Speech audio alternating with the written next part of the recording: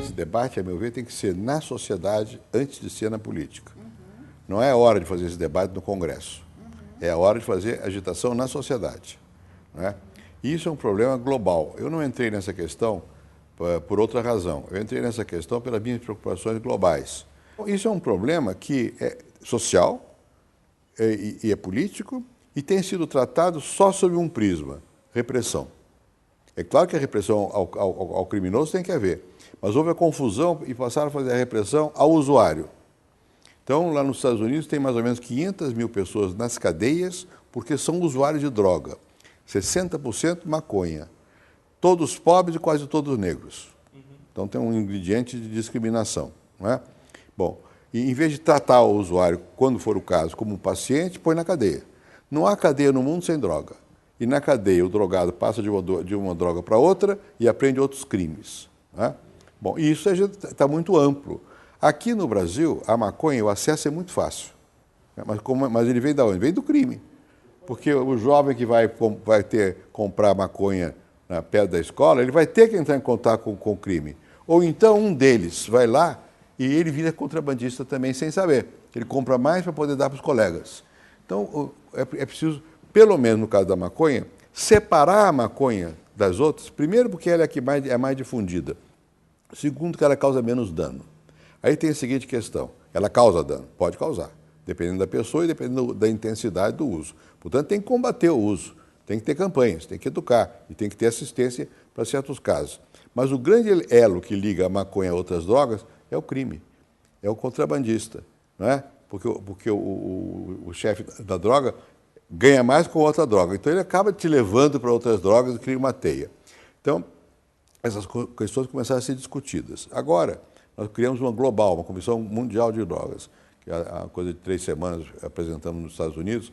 É um relatório muito importante, porque ele faz o resumo do que está acontecendo no mundo e dá recomendações. Não é de liberar, não é de dizer que a droga não faz mal. É, olha, cuidado, vamos tentar separar a maconha e combater o uso, mas combater sem botar na cadeia.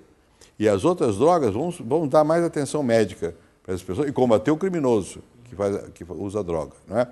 Tirar do aspecto puramente repressivo para o aspecto de redução do dano. Porque a droga tem que reduzir o dano que ela causa às pessoas, ela aumenta a AIDS, por exemplo, por causa das injeções que são usadas em comum, e ela desorganiza a sociedade. Então tem que ter um enfoque de redução do dano e não um enfoque de botar na cadeia todos os criminosos. Então eu entrei nisso por essa razão, por consciência de que isso tem a ver com a globalização e você tem que ter regulações de outra maneira, mais inteligentes. No fundo, é combater mais inteligentemente a droga do que simplesmente dizendo ela faz mal, ela é ruim, eu vou te botar na cadeia. Porque, não, tem um depoimento do Paulo Coelho, muito interessante, nesse filme que nós fizemos, um documentário, onde ele diz, olha, cuidado, ele não vai dizer que a droga é ruim, porque a criança vai desmentir, o jovem vai desmentir logo. A primeira sensação é boa, só que a continuidade dela leva ele a perder o que ele tem de mais sagrado, que é a sua vontade, ele fica dependente. Na verdade, o meu sucessor natural no meu partido morreu, era o Mário Covas. Né? E isso tínhamos já conversado. A última conversa que eu tive com ele sobre esse assunto, ele não podia mais, porque estava doente. Olha, eu me decidi por ele quando houve a reeleição, porque o Mário era muito resistente à ideia de reeleição. O Mário podia ser candidato, ele próprio, como o Serra podia ser também, como o Maluf e como o Lula, os que mais se opuseram. E eu compreendo isso. Né? E o Mário então disse, então eu não vou me reeleger aqui. Ele é leal, ele não atrapalhou a reeleição, ele era contra, mas não atrapalhou. Mas ele disse, estamos em São Paulo, então não vai. Eu vim a São Paulo. Eu digo, Mário, você desculpe, você vai ter que ser candidato. Ou então nós vamos perder a eleição. Agora, você pode ter certeza que, no que depender de mim, na próxima vez, você é o meu candidato. Então, isso ninguém sabia. Eu acho o seguinte, essa angústia é parte da condição humana. Né? E não tem solução.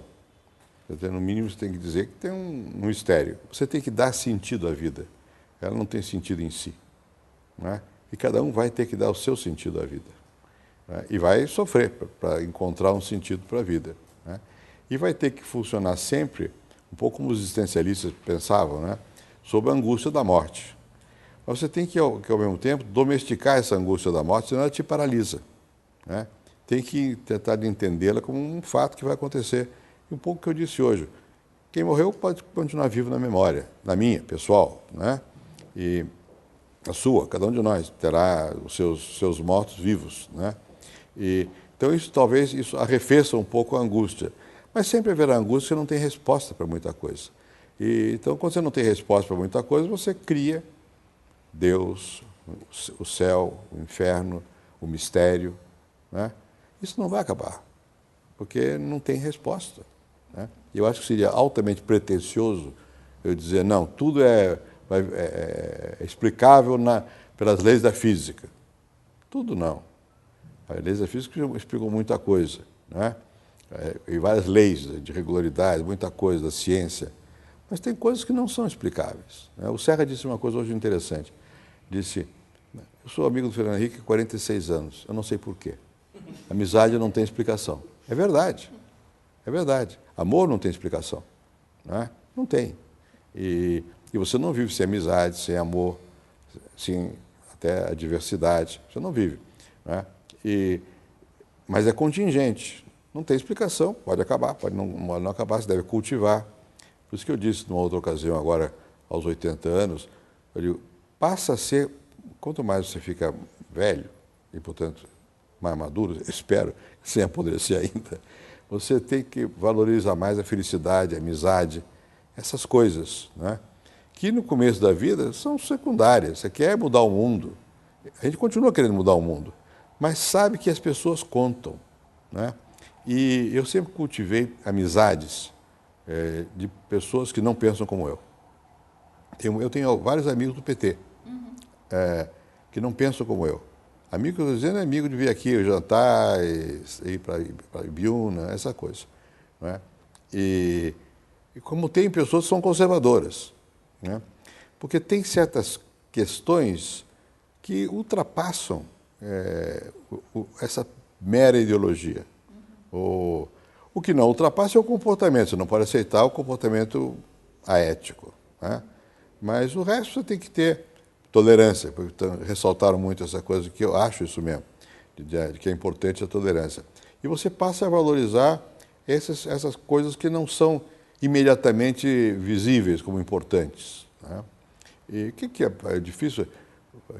Eu não tenho condição filosófica para falar desses temas, eu não tenho formação suficiente para isso, então o que eu dou é palpite rasteiro sobre isso.